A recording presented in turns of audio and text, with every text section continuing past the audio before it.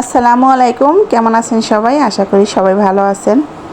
এই কেকটা ছিল 1 পাউন্ডের মধ্যে একটি ভ্যানিলা ফ্লেভারের কেক। আর এই কেকটা ছিল লাভ শেপের ভিতরে। তো আমি প্রথমে রাউন্ড শেপ করে তারপর লাভ শেপ করে নিয়েছি আর কি।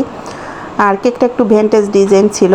আর এই কেকগুলো মানে এই ডিজাইনগুলো এখন খুবই ট্রেন্ডিংয়ে আছে, খুবই আর কি চলে আর কি। এই ডিজাইনগুলো সবাই পছন্দ করে ইদানিং, দেখা যায় ফেসবুকে বা সব বেকার সাপুরাই এই ডিজাইনগুলো আর কি করে। আর সব কাস্টমারদেরও দেখি যে এই ডিজাইনটা খুব ডিমান্ডিং আর কি। তো আমিও করে ফেললাম আর কি। আর এ ধরনের ডিজাইন দেখা যায় এর আগে রাউন্ড শেপের ভিতরে কিন্তু করেছি অনেকবারই। তো দেখা যায় লাভ শেপের ভিতরে খুব বেশি একটা করা হয়নি। তো আজকে লাভ শেপের ভিতরে করেছি আর কেকটা। যে লাভ শেপের ভিতরে করার পরে মানে রাউন্ড শেপটা যখন লাভ শেপ করেছি, কেকের মানে ওয়েটটাও বেড়ে গেছে এবং আর মানে হাইটটাও বেড়ে গেছে। আর দেখতেও মানে কেকটা বড় লাগছিল, মনে হচ্ছিল যে এটা 1 পাউন্ডের ভিতরে না 1.5 পাউন্ডের ভিতরে একটা কেক। তো কেকের ভিতরে আমি কতটুকু ক্রিম দিয়েছি সেটা তো আপনারা দেখতেই পেয়েছেন। আর কেক দেখা যায় কি আমরা আপনাদের সামনেই তো তৈরি করি সব কিছু, দেখা যায় যে কিভাবে কি করি সব কিছু কিন্তু আপনাদের সামনেই করি, কোন পরিস্থিতিতে করি বা কেমন করি, কতটুকু ক্রিম দেই বা কেকের ভিতরের লেয়ারিং কেমন, সব কিছু কিন্তু আপনারা দেখতে পান। তো যাই হোক, কেকটা এই যে দেখুন ক্রিমের পরিমাণ কিন্তু খুব বেশি ছিল না। আর কেকের দেখা যায় কি আপনার যদি ডিমের সাইজটা বড় নেন তখন কেকটা কিন্তু আপনার মানে ওয়েটটাও একটু বেশি আসবে, আবার কেকের সাইজটাও একটু বড় হবে আর কি, উঁচু হবে, হাইট ভালো হবে আর কি। তো আমি দেখা যায় কি সবসময় কেক তৈরি করতে দেখা যায় ওইভাবে আর কি 50 গ্রাম ওইভাবে মেপে নেই না, ডিমের সাইজ আমি একটু বড় করেই নেই। যা মানে আমার কাছে মনে হয় যে কেক যদি একটু বড় না হয় তাহলে আমার কাছে ডেকোরেশন করেও ভালো লাগে না। তো অনেকে আছে যে একদম মেপে নেয়। তো যেহেতু হোমমেড তৈরি করছি, আমি চাই না যে কখনো কাস্টমারকে আমি একদম মেপে দেই। একটু বেশি হলে ক্ষতি নেই, কিন্তু কম না হয়ে যায়। তো ডেকোরেশনের উপর অনেক সময় দেখা যায় যে কেকের ওয়েট কিন্তু অনেক বেড়ে যায়। তো যাই হোক, কেকটার ওয়েটটা মানে অনেকটাই মানে অনেকটা বলতে কি মানে 100 গ্রামের মতো বেশিই ছিল, 100-150 গ্রামের মতো এরকম। দেখা যায় সবসময় 50 গ্রাম 100 গ্রাম কিন্তু বেশি হয়, এটা কোনো ব্যাপার না। আর ডিজাইনটা যেহেতু একটু ভারী ছিল, ভেন্টেজ ডিজাইনগুলো তো একটু ভারী থাকে। তো এখনই দেখুন যে কেকের হাইটটা কত বেশি ছিল, মানে কতটা মানে বেশি হয়েছে হাইট দেখতে। আর ভেন্টেজ এই ধরনের ডিজাইনগুলোতে হাইট একটু বেশি লাগে। তো এই চিন্তা করেই আমি 2টা ডিমের সাইজ 2টা বড় নিয়েছিলাম, যাতে একটু হাইট বেশি হয় আর কি। আর হাইট না হলে কিন্তু এই ডিজাইন একদমই ভালো লাগে না। তো আপনারাও যখন এই ধরনের ডিজাইন করবেন তো মাথায় রাখবেন আর কি, যে এই কেক যখন আপনারা ডিজাইন করবেন তখন হাইট একটু বেশি করে করবেন যাতে ভালো হয় আর কি। আর কেকটা আমি 6 ইঞ্চি মোল্ডে বেক করেছিলাম, যেটা আমি সবসময় দেখা যায় কি 1 পাউন্ডের কেক আমি সবসময় 6.5 ইঞ্চি মোল্ডে বেক করি, যারা একটু বড় সাইজের কেক চায় আর কি। তো সবসময় আর কি আমি এইটাই করি, 6.5 ইঞ্চি মোল্ডে বেক করি। তো এতে দেখা যায় যে একটু কেকের সাইজটা বড় হয়। আর যেহেতু ভেন্টেজ ডিজাইন করব এই জন্য আমি 6 ইঞ্চি মোল্ডে নিয়েছি, যাতে কেকের হাইটটা একটু বেশি হয় আর কি। তো আপনারা এটা বুঝে আর কি এরকম করে নেবেন, তাহলেই আর কি ঠিক হবে। তো এরপরে আমি কেকটাকে ক্রাম কোট করে ফ্রিজে রেখে দিয়েছি, এই ফাঁকে আমি ক্রিমটা করে নিচ্ছি।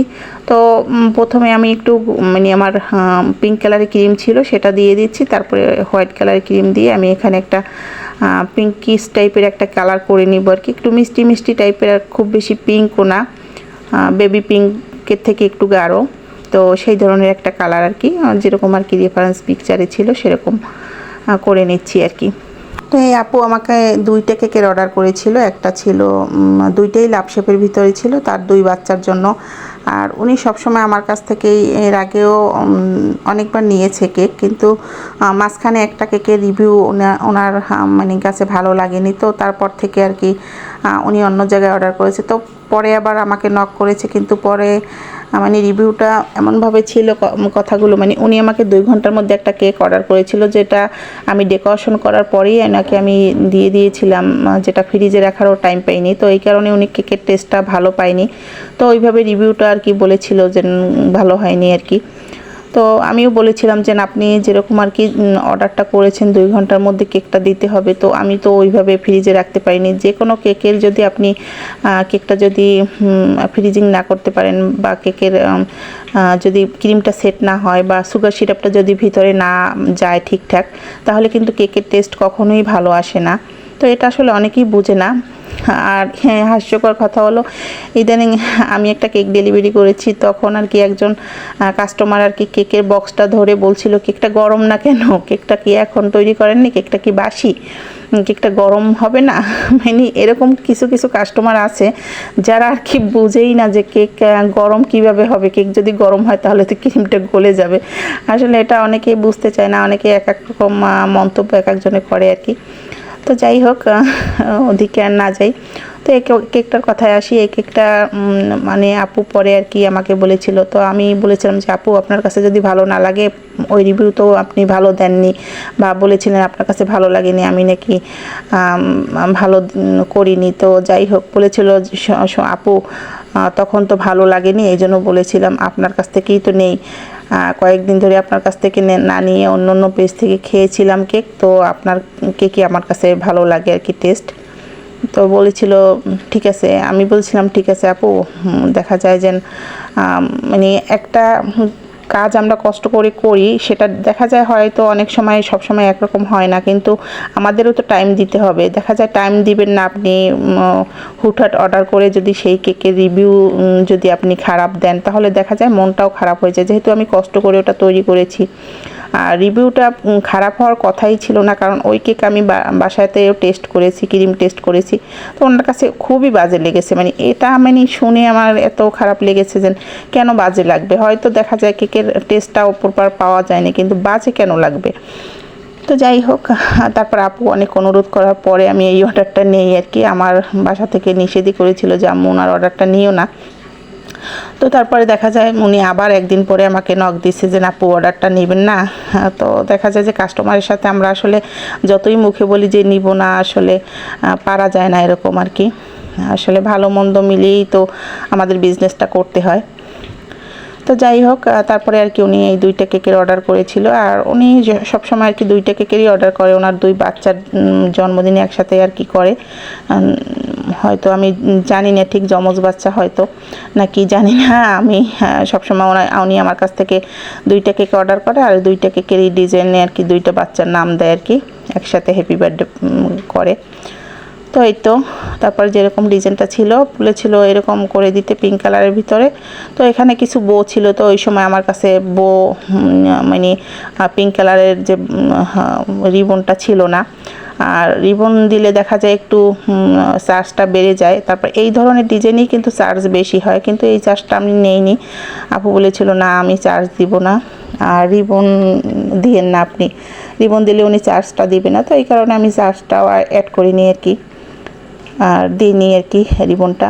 তো যাই হোক, যেভাবে করেছি। আর এই কেকে কিন্তু একটু টাইম বেশি নিয়ে কাজ করতে হয়, সেটা আসলে অনেক কাস্টমার বুঝতে চায় না, চার্জ দিতে চায় না। তো এই তো কেকের ফাইনাল লুক। আর কেমন হয়েছে আজকের এই কেকের ডিজাইনটা অবশ্যই কমেন্ট করে জানাবেন, আর আমার সাথে সবসময় থাকবেন।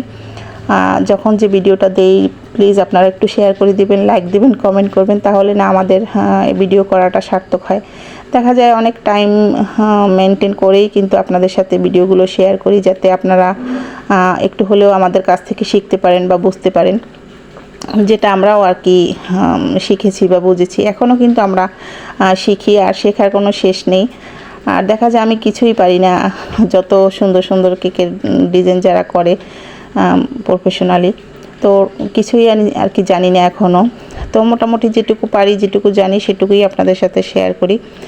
তো কেমন হয়েছে অবশ্যই কমেন্ট করে জানাবেন, আর সবাই আমার পাশে থাকবেন, লাইক শেয়ার কমেন্ট করবেন, আর একটা সাবস্ক্রাইব করে দিবেন যারা নতুন আছেন।